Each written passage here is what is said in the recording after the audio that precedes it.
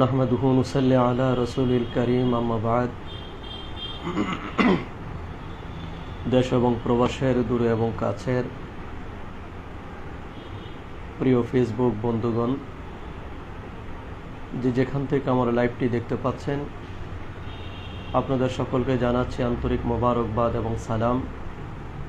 আসসালামু আলাইকুম ওয়া রাহমাতুল্লাহি ওয়া বারাকাতুহু। ইতিমধ্যে যারা লাইভে আপনারা প্রবেশ করেছেন, দয়া করে কমেন্টে আমাকে জানাবেন সাউন্ড ক্লিয়ার আছে কিনা।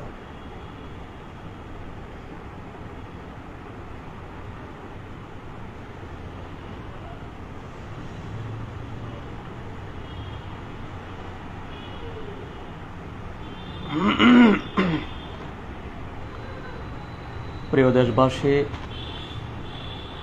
শান্তিকামী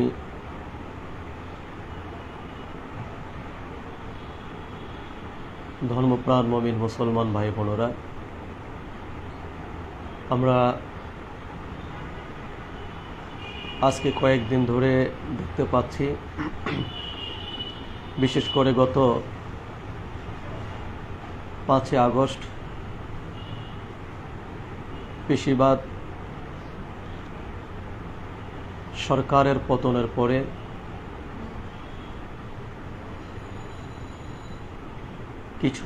কিছু সংখ্যক মানুষ তাদের ব্যক্তি স্বার্থ হাসিল করার লক্ষ্যে, বিশেষ করে ওহাবি, সালাফি, খারিজি এবং শিয়াবাদের দোসরে যারা, তারা আল্লাহর ওলিদেরকে নিয়ে এবং আল্লাহর ওলিদের মাজার শরীফ নিয়ে তারা বিভিন্ন ধরনের ষড়যন্ত্র করছেন এবং আল্লাহর ওলিদের মাজার ভাঙার জন্যে তারা বিভিন্নভাবে পদক্ষেপ নিচ্ছেন এবং কোথায় কোথায় আল্লাহর ওলিদের মাজার তারা ভেঙেছেন। আবার আমরা দেখতে পাচ্ছি আজকে 2 দিন ধরে তারা বিশ্বলি খাজা বাবা শাহ সুফি সৈয়দ আল্লামা মাওলানা ফরিদপুরি কুদ্দুস সিরুল আজিজ সাহেব, অর্থাৎ জাকের পার্টির মহান প্রতিষ্ঠাতা, বিশ্ব জাকের মঞ্জিলের মহান প্রতিষ্ঠাতা আমার কেবলাজান হুজুর পাকের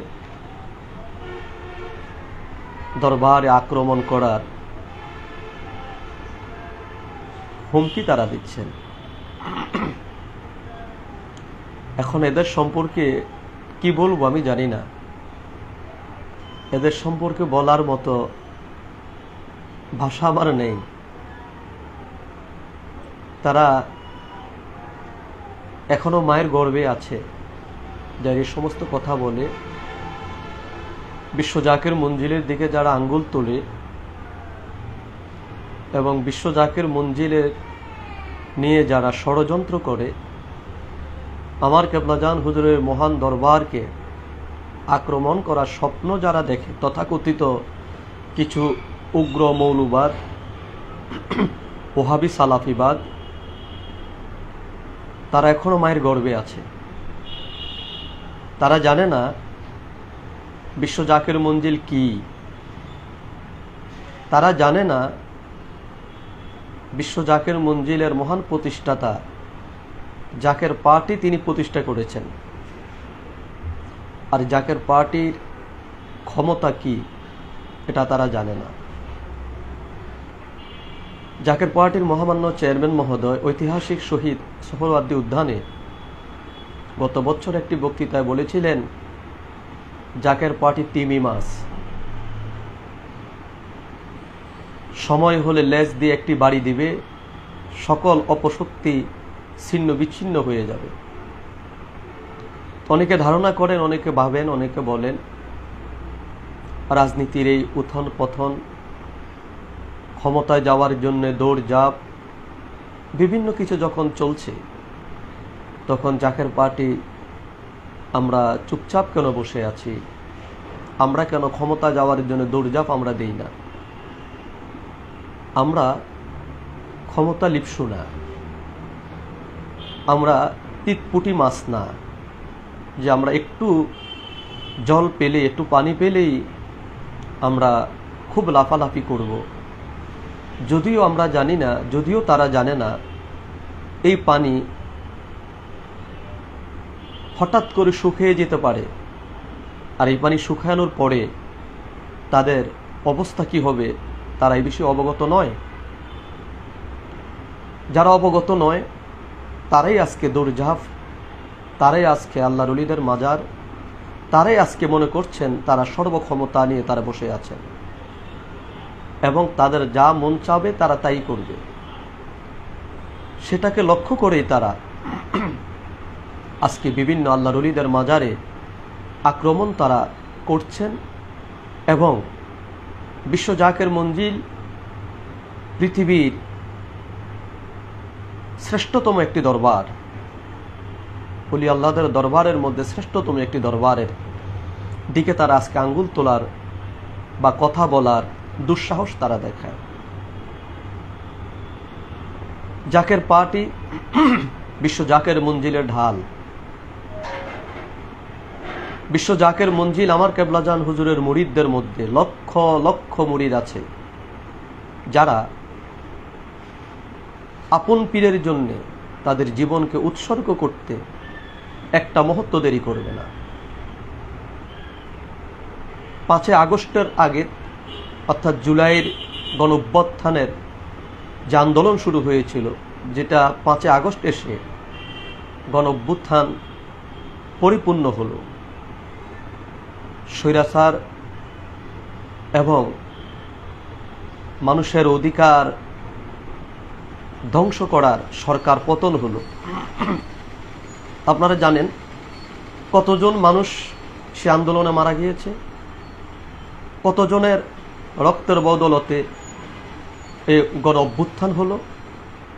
আমরা বিভিন্ন মিডিয়ায় দেখি, আমরা বিভিন্ন পত্রপত্রিকার রিপোর্টে দেখি এবং জাতিসংঘের রিপোর্ট আমরা দেখেছি, সেটা 700 থেকে 800-র মধ্যে রয়েছে। তো 700 থেকে 800 মানুষের রক্তের বদৌলতে, রক্তদানের মাধ্যমে যদি এত বিশাল একটি ক্ষমতাধর দলকে পরাজিত করা সম্ভব হয়, সেই দেশে বিশ্বলি আমার কেবলাজান হুজুর পাকের দরবারকে রক্ষা করার জন্য, আমার কেবলাজান হুজুরের ইজ্জতের চাদর নিয়ে যারা টানাটানি করে, তাদের সম্মুখে বুক পেতে দিয়ে মরার মতো, শহীদ হওয়ার মতন শত নয় লক্ষ লক্ষ জাকেরান আশেকান তারা প্রস্তুত হয়ে আছে। সুতরাং ভেবে নেন, যদি 700 থেকে 800 লোক মারা যাওয়ার, শহীদ হওয়ার মাধ্যমে যদি 17-18 বছরের ক্ষমতাধর একজন রাষ্ট্রপ্রধান এই দেশ থেকে পালিয়ে যেতে বাধ্য হয়, তাহলে যেখানে, যে দরবারে, যে সংগঠনে লক্ষ জনতা, লক্ষ মানুষ জীবন দিতে প্রস্তুত আছে, জীবন দেওয়ার জন্য, বুক ফেতে দেওয়ার জন্যে তারা প্রস্তুত হয়ে আছে, উদ্বিগ্ন হয়ে আছে, সেই মানুষগুলো যদি মাঠে নামে, সে এশকে পাগল লোকগুলো যদি মাঠে নামে, তাহলে এই স্বাধীন বাংলাদেশে, এই অলি আল্লাহদের পদধূলিত ধন্য এই বাংলাদেশে আপনাদের মতো তথাকথিত উলামায়ে কেরাম, তথাকথিত মুসলমান নামধারী মুনাফেকের দল এদেশ থেকে পালানোর সুযোগটুকু আপনারা পাবেন না। এদেশ থেকে পালানোর সুযোগ আপনারা পাবেন না। তাই আপনাদেরকে বলছি, আমরা রক্তপাত চাই না, আমরা মারামারি চাই না। সেই 1354 বাংলা থেকে বিশ্ব জাকির মঞ্জিল প্রতিষ্ঠিত, আমরা কারোর সাথে ঝগড়ায় লিপ্ত হই নাই, কারোর সাথে আমরা মারামারিতে লিপ্ত হই নাই। 1989 সাল থেকে জাকের পার্টি প্রতিষ্ঠিত। জাকের পার্টির এই সুদীর্ঘ 35 বছরে আমাদের সাংগঠনিক কোনো অবস্থার থেকে কারোর সাথে আমাদের মারামারি কিংবা কোনো রাজনৈতিক দলের সাথে দ্বন্দ্বের মধ্যে আমরা জড়াই নাই। আমাদের দ্বারা বাংলাদেশের, অর্থাৎ জাকের পার্টির দ্বারা বাংলাদেশের কোনো জনগণের জানমালের ক্ষতি হয়েছে এমনটা আজ পর্যন্ত কেউ বলতে পারে নাই। সুতরাং এটাকে আপনারা দুর্বলতা মনে করবেন না। আমরা জানি আমরা কে, আমরা বিশ্বাস করি আমার আল্লাহ আমাদের জন্য কি করবেন, আমরা তাও জানি জাকের পার্টি কবে ক্ষমতায় যাবেন, আমরা তাও জানি আজকে যারা ওলি আল্লাহদের মাজার ভাঙ্গা নিয়ে মাজার যারা ভাঙছেন আপনাদের কপালে কি দুর্গতি আছে তাও আমরা জানি। সকল কিছুই আমাদের দৃষ্টিগোচরে, আমাদের দৃষ্টিতে আছে। সুতরাং সময় বেশি নেই, সাবধান হন। আল্লাহ পাকের ভাষায় বলি, আল্লাহ পাক তার ওলিদের ব্যাপারে বলেছেন, বিসমিল্লাহির রহমানির রহিম, আলা ইন্না আউলিয়া আল্লাহি লা খাউফুন আলাইহিম ওয়ালা হুম ইয়াহজানুন। আল্লাহ বলে দিয়েছেন সাবধান, সাবধান। আমরাও বলি সাবধান। আল্লাহ ধমক দিয়ে কথা বলবো না। আল্লাহর ওলিদের বিশ্বলি আমার কেবলা জান হুজুর পাকের রওজা মুবারক নিয়ে তামাশা করতে এসো না, কারণ তোমাদের তামাশায়, তোমাদের হুঙ্কারে, তোমাদের গর্জনে আল্লাহর ওলিরা লা খাউফুন, আল্লাহ পাক বলে দিয়েছে তারা ভয় পায় না। তাই আমরাও বলি বিশ্বলিও ভয় পায় নাই এবং বিশ্বলির লক্ষ কোটি কোটি মুরিদ আমরাও কেউ ভয় পাই না। ওয়ালা হুম ইয়াহজানুন, এবং আমরা পরবর্তী সময়ের জন্য আমরা চিন্তিত বা গম্ভীরও নয়। ওলি আল্লাহরা চিন্তিত বা গম্ভীরও নয়, কারণ সামনে কি আছে এটা তোমরা দেখো না, তোমাদেরকে দেখানো হয় না, কিন্তু আল্লাহর ওলিদেরকে আল্লাহ পাক দেখিয়ে দিয়েছেন। পরকালে কি হবে আল্লাহর ওলিরা তো অবগত আছেন, আল্লাহর ওলিদেরকে জানিয়ে দেওয়া হয়েছে। এই জন্য আল্লাহ বলেছে লা খাউফুন আলাইহিম ওয়ালা হুম ইয়াহজানুন, আল্লাহর ওলিদের চিন্তিত বা গম্ভীর হওয়ার কিছুই নেই। তাই বলি এখনো সময় আছে, এখনো সময় আছে, ইস্তেগফার করো, তওবা করো। আমি গ্যারান্টি দিলাম, আমি উদাত্তভাবে, আমি দৃপ্তভাবে আমি বলতে চাই, আগামী 6 মাসের মধ্যেই, আগামী 6 মাসের মধ্যেই আজকে যারা মাজার ভাঙছো, আজকে যারা ওলি আল্লাহদের দিকে আঙ্গুল তুলে কথা বলছো, আগামী 6 মাসের মধ্যেই তোমাদের অবস্থা হবে করুণ অবস্থা, করুণ পরিণতি হবে। আর বাছার একটি মাত্র ছাতা থাকবে, বাছার একটি মাত্র প্ল্যাটফর্ম থাকবে, সেই প্ল্যাটফর্মের নাম হলো জাকের পার্টি। সুতরাং এখনো সময় আছে, সংশোধন হও, তওবা করো। যতটুকু অগ্রসর হয়েছ আর অগ্রসর হওয়ার চেষ্টা করো না, তাহলে আল্লাহ ছাড় দেন, আল্লাহ ছেড়ে দিবেন না। আল্লাহ কি করতে পারেন, আল্লাহ পাক কিন্তু এই দেশের এই জাতিকে তিনি দেখিয়ে দিয়েছেন। সুতরাং আমরা যেন তার থেকে শিক্ষা গ্রহণ করি, আমরা যেন সকলে আল্লাহর ওলিদের সম্মানটুকু আমরা করি। আর এই লাইভের মাধ্যমে আমি বিশেষ করে যারা রাষ্ট্র পরিচালনা করছেন, বিশেষ করে যারা ছাত্র সমাজ, আপনাদের প্রতি আমার কিছু কথা থাকবে। ছাত্র ভাই বোনেরা আন্দোলনে নেমেছে, সে আন্দোলনে আমরাও অংশগ্রহণ করেছি, সে আন্দোলনে আমাদের ছেলে মেয়েরা অংশগ্রহণ করেছে।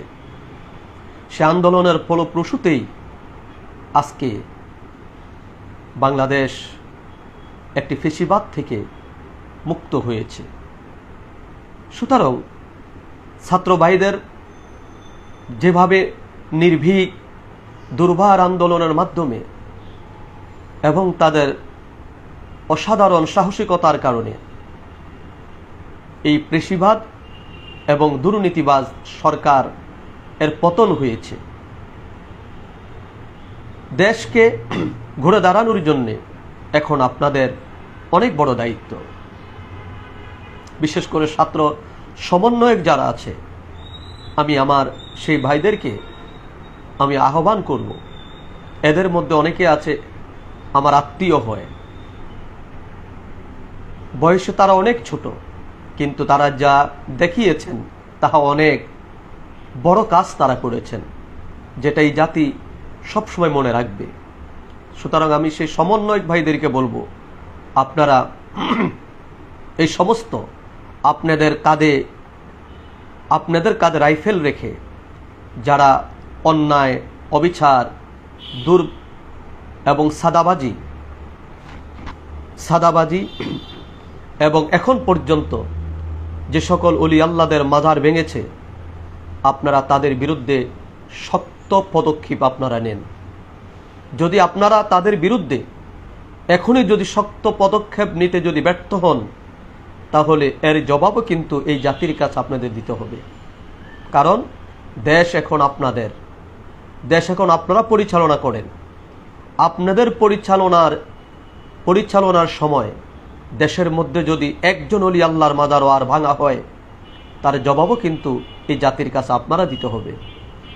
এই জাতি যেমনি করে আপনাদের ভালো দিকগুলো মনে রাখবে, ঠিক তেমনিভাবে আপনাদের ব্যর্থ যে দিকগুলো হবে, আমরা জানি সেটা ছাত্ররা এগুলো করবে না, কিন্তু ছাত্রদের নাম ভাঙিয়ে আজকে বিভিন্ন জায়গায় যে অপকর্মগুলো চলছে, এগুলোকে আপনারা কঠিন হস্তে আপনারা দমন করুন। আপনারা কঠিন হস্তে এগুলো দমন করুন। আপনারা অবশ্যই জানেন এদেশ ওলি আল্লাহদের দেশ। আজকে যে আমার আপনার নাম মুসলমান হয়েছে, এই মুসলমান আজকে যারা মাজার ভাঙে তারা আমাদেরকে মুসলমান বানায় নাই, বরঞ্চ যে মাজার ভাঙা হয়, যে মাজারগুলো ভেঙেছে, গতকালকে দেখলাম শাহপরান রাদিয়াল্লাহু তাআলা আনহুর মাজার পর্যন্ত তারা আক্রমণ করেছে। শাহপরান কে? এই দেশের বর্তমান 18 কোটি যদি মুসলমান থাকে, 18 কোটি মুসলমানকে যদি এক পাল্লা নেওয়া হয়, শাহপরানকে যদি এক পাল্লা নেওয়া হয়, শাহপরানের একটা কদমের সমতুল্য তারা কেউ হবে না। সেই শাহপরান রাদিয়াল্লাহু তাআলা আনহুর মাজারে তারা আক্রমণ করেছে। সুতরাং কারা আক্রমণ করলো? আজকে ছাত্র সমন্বয়ক যারা আছেন, আপনাদের দায়িত্ব হলো তাদেরকে খুঁজে বের করা এবং তাদেরকে আইনের আওতায় নিয়ে আসা। যদি না হয়, যদি আপনারা সেটা করতে ব্যর্থ হন, অন্তর্বর্তীকালীন সরকার যদি সেটা করতে ব্যর্থ হয়, তাহলে খুব নিকটবর্তী সময়ে, খুব নিকটেই, তাহলে আপনারা দেখবেন বাংলাদেশ অস্থিতিশীল হয়ে যাবে।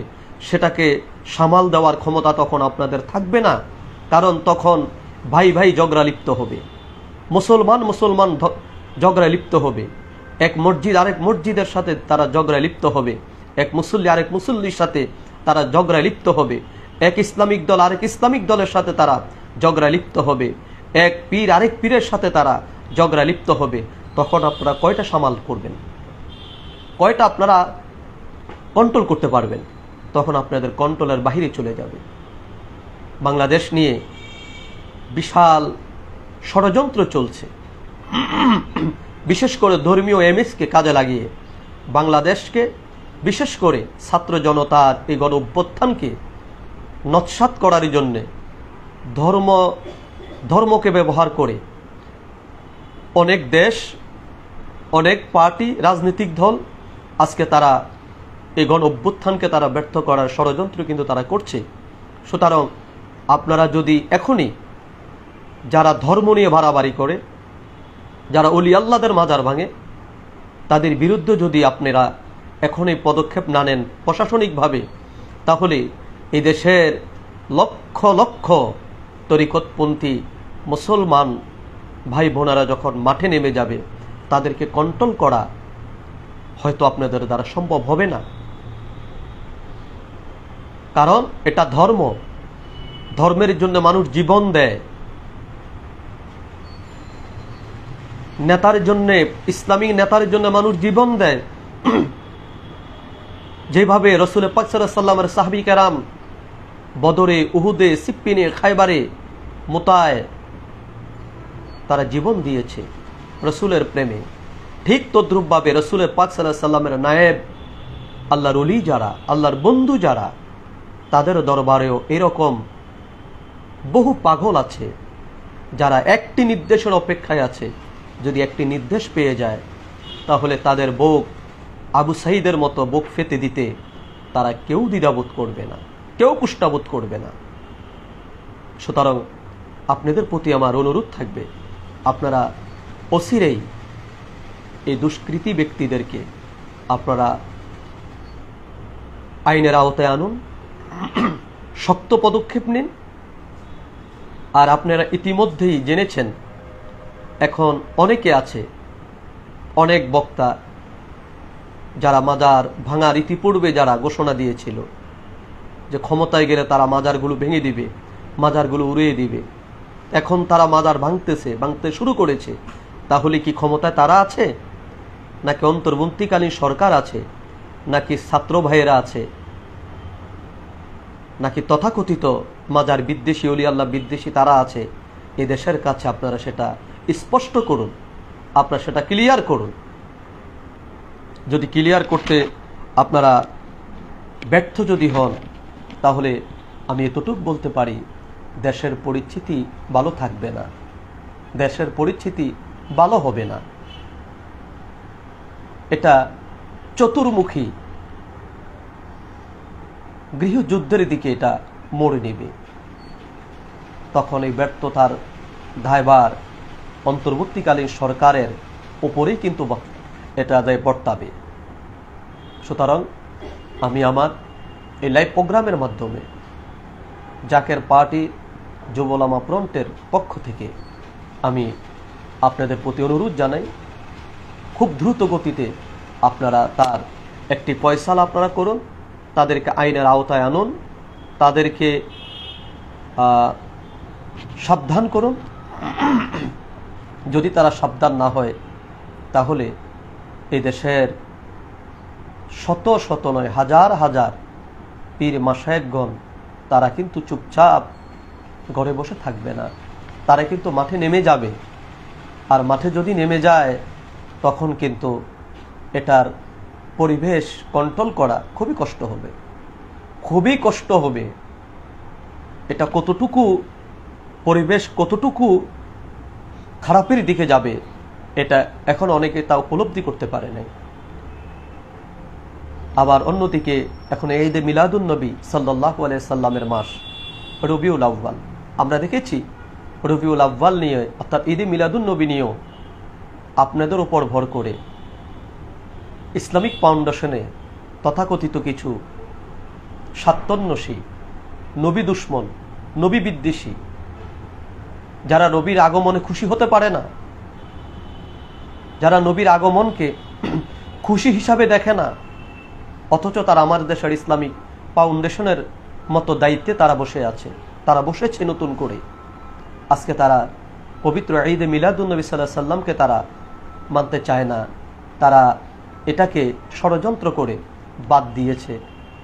আবার হয়তো আপনাদের দৃষ্টিগোচর হওয়ার পরে এটাকে আবার সংশোধন করে এটা নতুন করে আবার ঈদে মিলাদুন নবী তারা লিখেছে। কিন্তু আপনাদের মনে রাখতে হবে, এদেশ নবী প্রেমিকদের দেশ, এদেশে লক্ষ লক্ষ নবী প্রেমিক আছে।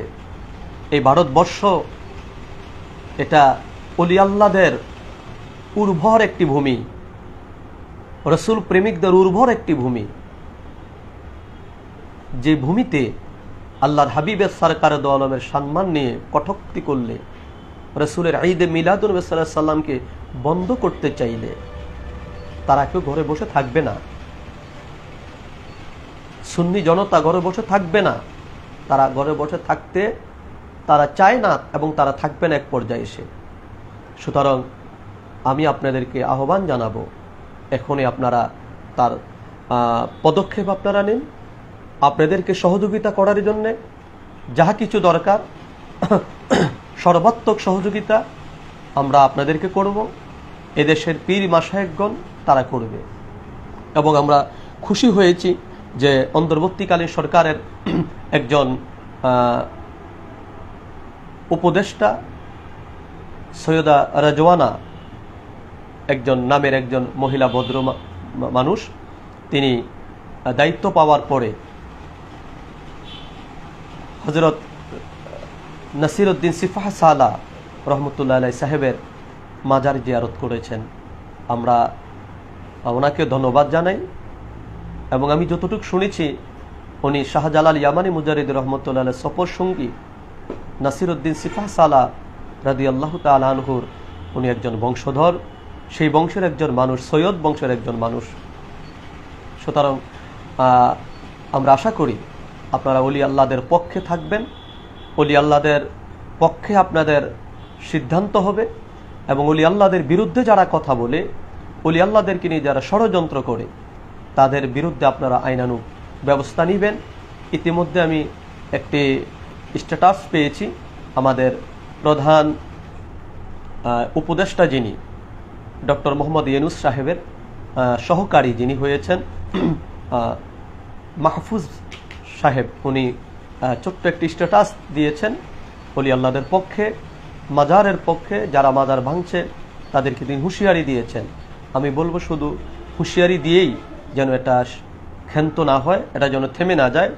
যারা মাজার ভাঙছে তাদেরকে আইনের আওতায় এনে আইনের কাঠগড়ায় তাদেরকে দাঁড়ানোর ব্যবস্থা আপনারা করুন। আর যদি সেটা ব্যর্থ হয়ে যান, আবারও বলি, দেশ ব্যর্থ হয়ে যাবে, দেশ ব্যর্থ হয়ে যাবে।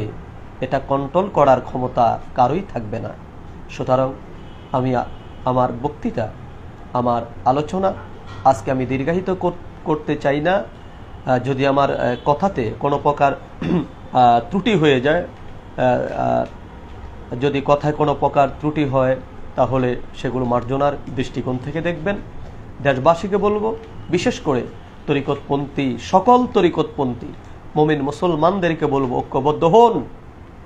যে কথা আজ থেকে 4-5 বছর আগে থেকে জাকের পার্টির মহামান্য চেয়ারম্যান মহোদয় আপনাদেরকে বারংবার বলেছেন, আপনারা ঐক্যবদ্ধ হন, জাকের পার্টির পতাকার নিচে আপনারা আসুন।